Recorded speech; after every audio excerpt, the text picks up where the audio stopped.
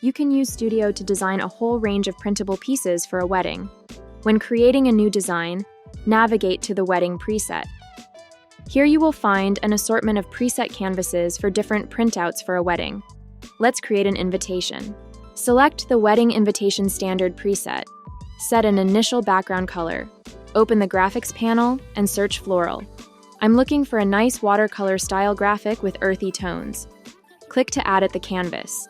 I am going to create an asymmetrical design, so let's duplicate and arrange the graphics alongside the left border of the canvas. Adjust the scale and rotation of each of the graphics to create variation in the design, working your way up the page to make a border. Then add a text field to add in the invitation text. For a clean modern look, I've selected Nunido Sans for the body copy. For contrast and emphasis, we'll use a script font for the names and increase the size of these so they stand out off the page. Use the color picker to color match the text to the graphics for consistency. Right-align the text to offset it from the graphics in order to balance the page. Continue to readjust the spacing of the text so that it feels even. Have fun and experiment with your own designs and combinations.